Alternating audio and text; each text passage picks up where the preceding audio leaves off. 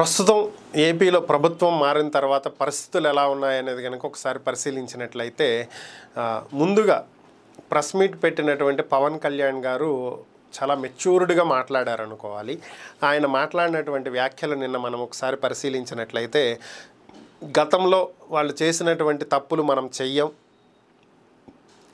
రాష్ట్ర ప్రయోజనాల దృష్ట్యా కూటమిగా ఏర్పడి ప్రభుత్వాన్ని ఏర్పాటు చేయాలి, ప్రభుత్వ వ్యతిరేక ఓటు చీలకూడదనేటువంటి ఉద్దేశంతో నేను కూటమి ఏర్పాటు చేయటం జరిగింది. మనం రివెంజ్ పాలిటిక్స్కి మనం వెళ్ళం, ప్రజలు మెచ్చుకునే విధంగా ప్రజా ప్రయోజనాలను కాపాడే విధంగా మనం పరిపాలన అనేది చేస్తాం అని చెప్పి ఆయన చాలా స్పష్టంగా చెప్పినటువంటి చాలా మెచ్యూర్డ్గా మాట్లాడారు అనుకోవాలి. ఎందుకంటే గతంలో ఆయన ప్రెస్ మీట్లు కానీ లేదా ప్రజల దగ్గర బహిరంగ సభలు కానీ చూసినట్లయితే గుడ్డలోడ తీసుకొడతా, చెప్పు తీసుకొడతా, ఇట్లా ఎన్నో ఉన్నాయి. కానీ గెలిచిన తర్వాత ఆయన మాట్లాడినటువంటి తీరు పరిశీలించినట్లయితే చాలా మెచ్యూర్డ్గా మాట్లాడారు. గత ప్రభుత్వం చేసిన తప్పులు మనం చెయ్యకూడదు అనేది చాలా స్పష్టంగా చెప్పారు. తమ పార్టీ కేడర్ కానీ నాయకులు కానీ కార్యకర్తలు కానీ తన అభిమానులు కానీ ఎవ్వరూ కూడా గతంలో పవన్ కళ్యాణ్ని ఎవరైనా తిట్టి ఉన్నా లేదంటే విమర్శించి ఉన్నా జనరల్గా పవన్ కళ్యాణ్ మీద ఉండే అభిమానంతో ఆయన అభిమానులు వీళ్ళు విమర్శించడం లేదంటే దాడులకు పాల్పడటం అనేది కామన్గా జరుగుతుంది. సో అలాంటివి చెయ్యకుండా ఉండటానికి ఒక్క ప్రెస్ మీట్తో ఆయన కట్టడి చేసేసాడు. రియల్లీ గ్రేట్ అనుకోవాలి. ఇదే పరిస్థితి చంద్రబాబు చేసుంటే ఇంకా బాగుండేది.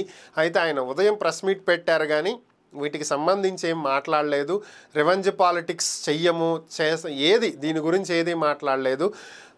ఓడిపోయారు, ఓటు గెలుపోవటంలో సహజం, అవి శాశ్వతం కాదు, అధికారం శాశ్వతం కాదు, కాబట్టి ప్రజలు శాశ్వతం, ప్రజలకు మేము సేవకులం అనేది గుర్తించాలి, అది మేము గుర్తించాము, ప్రజల కోసం కష్టపడతాము, రాష్ట్రాన్ని అభివృద్ధి చేయడానికి కష్టపడతాము, మేము దాన్ని ఏమంటాము రాజకీయాలు కక్షపూరితంగా మేము చెయ్యం అనేదైతే ఆయన చెప్పడం జరిగింది.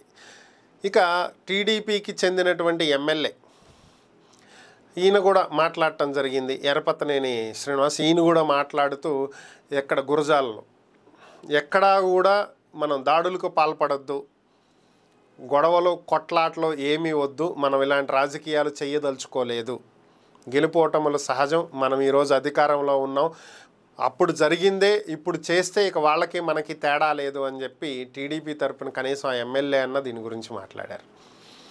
ఇంకా లోకేష్ గారు కూడా స్పందించడం జరిగింది. అహంకారం తలకెత్తటంతో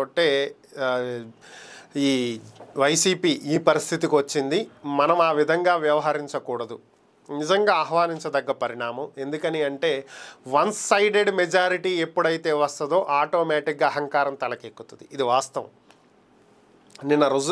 నిన్న ఈ ఫలితాలు చూసినప్పుడు, ఈ రిజల్ట్ చూసినప్పుడు నేను కూడా ఇదే అనుకున్నాను. గతంలో 151 సీట్లు వైసీపీకి ఇచ్చారు, దాంతో చాలామంది వైసీపీ ఎమ్మెల్యేలకి మంత్రులకి అహంకారం తలకెక్కిన మాట వాస్తవం. ఇది అవునన్నా కాదన్నా ఇది నిజం. సో ఆ రోజు వాళ్ళు చేసినటువంటి మాకేంటి 151 సీట్లు ఉన్నాయి, మాకే చెబుతారా మీరు, ప్రజలు 151 సీట్లు మీకు ఇచ్చింది మీ ఇష్టం వచ్చినట్టు వ్యవహరించమని కాదు, ప్రభుత్వాన్ని గాడిని పెట్టి పరిపాలించమని.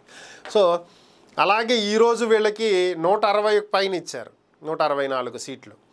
మరి వీళ్ళకి ఎంత తలకెక్కిద్దో, ఏపీ ప్రజలేంట్రా స్వామి ఇలా చేశారు, ఎవరికీ స్పష్టమైన మెజారిటీ ఇవ్వకుండా తెలంగాణలో లాగా ఒక 4-5 సీట్లు మ్యాజిక్ ఫిగర్కి పైన ఇచ్చి అధికారంలో కూర్చోబెడితే ఎప్పుడు ప్రభుత్వం కూలిపోయిద్ది అనేటువంటి భయంతో ఒళ్ళు దగ్గర పెట్టుకుని పనిచేసేవాళ్ళు మళ్ళీ వీళ్ళకి భారీ మెజారిటీని ఇచ్చారు, వీళ్ళకి ఎంత కళ్ళు నెత్తికెక్కుతాయో అని చెప్పి అయితే నేను అనుకున్నా, ఎంత అహంకారంగా వ్యవహరిస్తారో అని అనుకున్నా. కానీ లోకేష్ కూడా చాలా మెచ్యూర్డ్గా మాట్లాడాడు. భారీగా మెజారిటీ వచ్చిందని కళ్ళు నెత్తికెక్కి అహంకారంతో వ్యవహరిస్తే ప్రజలు దింపి కింద కూర్చోబెడతారు, దానికి ఇదే ఉదాహరణ, మనం అలా వ్యవహరించకూడదు అని అయితే ఆయన చాలా స్పష్టంగా చెప్పాడు. సో ఆ క్లారిటీ వాళ్ళకు ఉంది.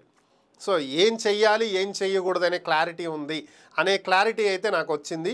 సో ఈసారి ప్రభుత్వం మాత్రం అహంకారంతో వ్యవహరించదు, ప్రభుత్వంలో ఉండే ఎమ్మెల్యేలు మంత్రులు ఇలా అహంకారపూరితంగా మాట్లాడరు అని అయితే నేను ఆశిస్తున్నాను. మరి ఏం జరిగిద్దో చూడాలి.